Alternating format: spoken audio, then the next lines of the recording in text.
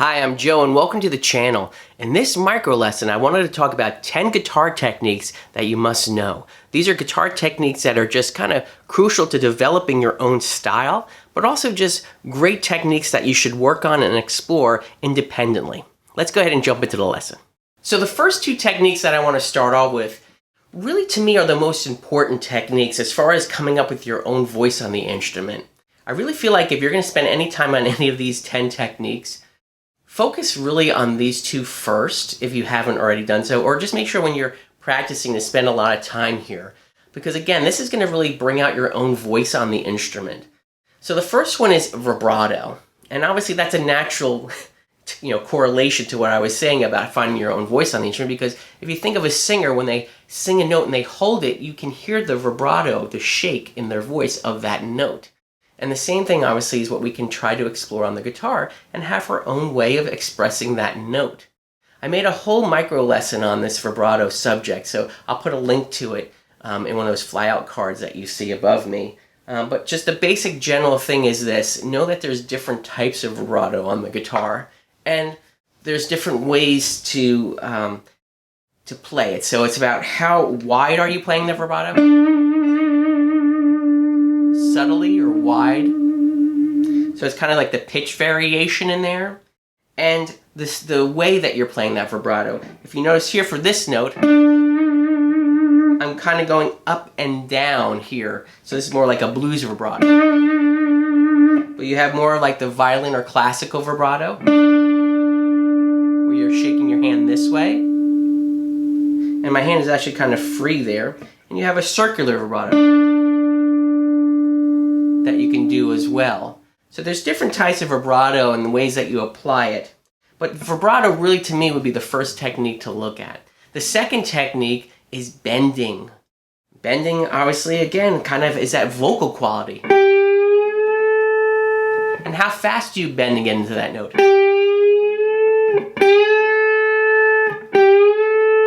And of course you can combine both of these techniques together, which really again to me is your voice. It's you singing this note out.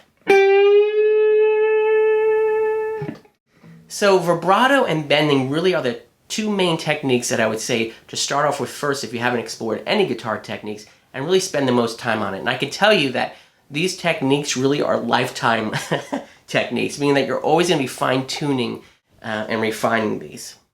Let's move on now. So the other techniques that I'm going to talk about, mainly let's talk about kind of the picking hand. And there's different techniques to think about here. The first one is alternate picking. If you're not familiar with this, this is the down, up, down picking technique. So what's nice about this is instead of you playing all those as down notes, that was in the same lick. It's hard for me to play it just all down strokes. But it's just so ingrained with me, this alternate picking. But it's really just an important technique. So instead of playing everything a down note, what you're going to do is that you're going to play things down, up, down, up, down, up when you're going through a picking pattern. And you can see my hand kind of moving back and forth. So alternate picking really is something to explore. And to start that off, you can just kind of be simply playing one note. Here's all down notes, but now alternate pick. Down, up, down. And of course I would recommend you use a metronome when you're practicing any picking techniques, or any techniques for that matter, but especially picking ones, to make sure that when you're picking these notes that you're doing the proper duration for the up and the down notes. Oh, that was ugly. So alternate picking is a technique. The other one that I would look at and explore is hybrid picking. Hybrid picking is when you're obviously using your pick, but you're also using your fingers to play a couple of notes. So in that case here, I picked the first note, and then with my second finger, I played the next note, and my third finger, I actually played the note above it. And this is obviously an A chord. And I'm hammering on from the flat 3 to the third, a natural third of the chord. Then I'm playing E with my second finger and my first finger's barring across the 5th fret. And I'm playing this A on top with my third finger. So hybrid picking, take some time doing this. It's challenging at first, but it's really a lot of fun once you get into it. And now sometimes when I'm playing things, I just naturally do it. I'm not even consciously thinking of it. I think what's interesting about a lot of these techniques is that after you spend enough time with them, they just become part of your DNA. And also in your brain, like you think of maybe on a subconscious level sometimes that you want a softer sound for a certain note. Well, that's where this hybrid picking comes in, because you can notice that that pick attack can be a lot softer. Or if you want more of a snappy thing, if you really pluck it, you know, you can really get some more attitude out of these notes, or you can make them more subtle by using your fingers. But I think these are kind of subconscious choices sometimes that I know I'm making when I'm just playing naturally, not thinking about it, but my brain knows, oh, you know what, that sounds like this, it might be good here, let's try hybrid picking. So hybrid picking is another one to look at. The other one is economy or sweep picking. So I think we're on number 5 now. So economy and sweep picking would be another technique to look at. Now sweep picking, you probably are familiar with those fancy little arpeggio sweep that you probably saw like metal players do, but you know, you don't have to think that way. Economy picking can also be done in a blues genre type of thing. Let's take, you know, kind of one of those standard rock licks, where or I shouldn't say rock, this is more of a blues lick, but where you're gonna bend up, you're in this pentatonic box.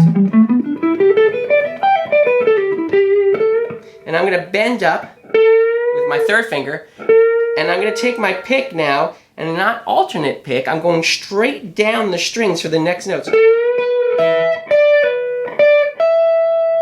And those are all consecutive downstrokes. Downstroke, downstroke, downstroke. So those are basically, it's economy or sweep picking, but it's in a blues context.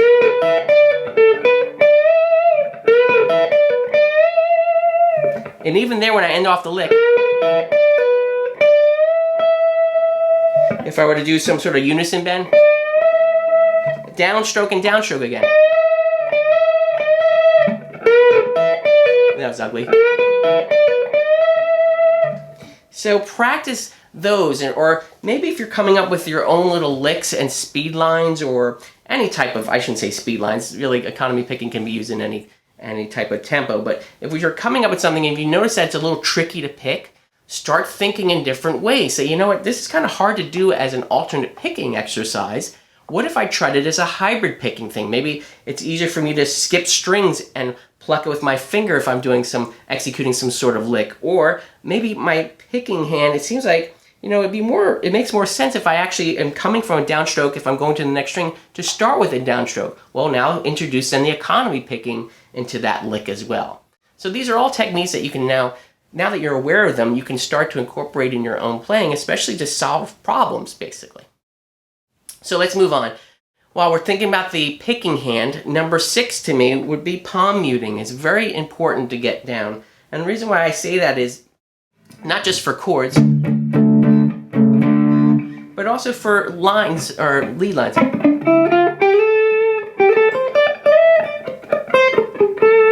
You know, you can become more expressive with your playing by introducing a palm mute, because you're kind of dampening the strings. If you think about a piano, they actually have a dampener pedal.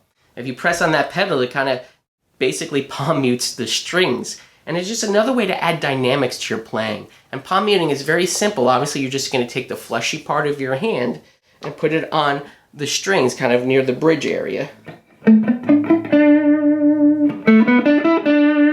And this adds, again, a lot of dynamics. So let's say you're playing a chord progression.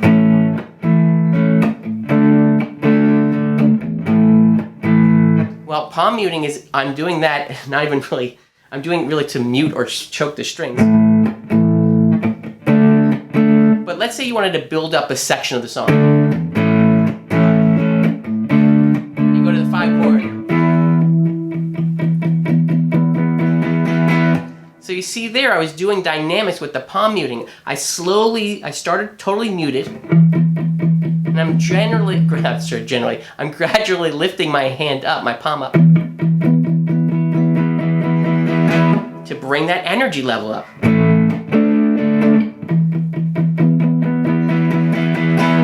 So those, palm muting again is just an important technique to try to study and look at. The other one I would talk about, I think we're on number 7, would be legato. in legato playing, you can consider that kind of like the smooth playing of notes, but you can just look at them in their basic form as a hammer on and a pull off. Where legato, you're not picking every note.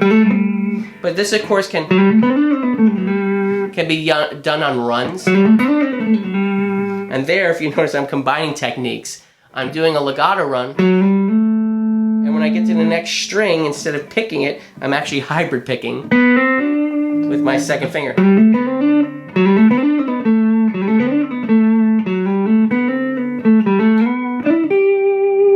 So legato really is more of a smoother way of playing. So you can almost kind of consider this the opposite of an alternate picking exercise, where you're going to have the sound of the pick, the pick attack. There I'm legato. Where I'm playing the first note, and then I'm hammering on or pulling off the other notes. And I'm sure there's tons of other videos that go in more detail for all of these techniques, but I just want to introduce you to them if you're not familiar with them. So let's moving on to number 8. Number 8 would be harmonics.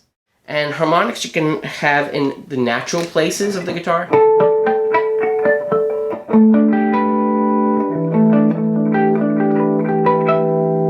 You can have them also an octave higher if you're going to pick them while you're playing. So you can have a whole chord. You can let me try that again. You can have pinch harmonics, where if you're playing notes that way. But harmonics are just a fun little thing to get into, but also they can be just very gentle and nice to add, especially like on acoustic guitar. If you're playing maybe a nice little acoustic guitar thing in G. Obviously I don't have an acoustic guitar here, but having a little part ringing out with the natural harmonics are really just nice to do. So explore harmonics, they're great. So number 9 would be tapping, and I'm sure we're all familiar with Eddie Van Halen and his tapping, but you can incorporate tapping in a lot of different ways on the guitar. I really don't have an awesome sound for this, for tapping, but think about some blues lines, where you can tap on some more notes of the pentatonic scale. Or if you're doing more of an arpeggio, there I'm basically outlining a G major 7 arpeggio. And I'm actually doing even a technique of sliding, which I didn't incorporate on this list for some odd reason, but sliding is another one to think about.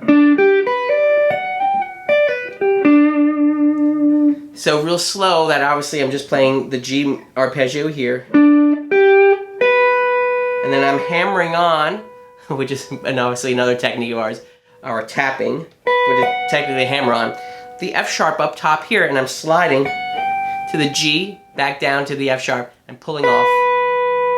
So this actually tapping incorporates a lot of obviously the legato things. And finally, number 10 would be octaves. And what's nice about those are you can play them in several different ways. You kind of have the Wes Montgomery way. You also have like more of the funk way.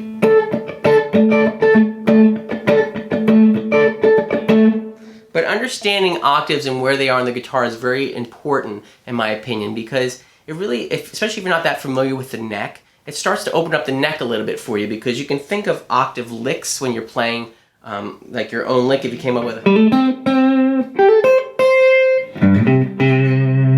Knowing where all the octaves are on the guitar is very important, but playing octaves as an effect is very nice as well. So those are my top 10 techniques to start exploring when you're playing guitar. Well, that's another micro lesson down. If you found any value in this video, please do me a favor and consider helping me grow the channel by subscribing down below, hitting the like button, and of course knock on the bell to be notified when the next video comes out. All these things really do help me out, and I'm so grateful for your support. As always, I wish you a great day.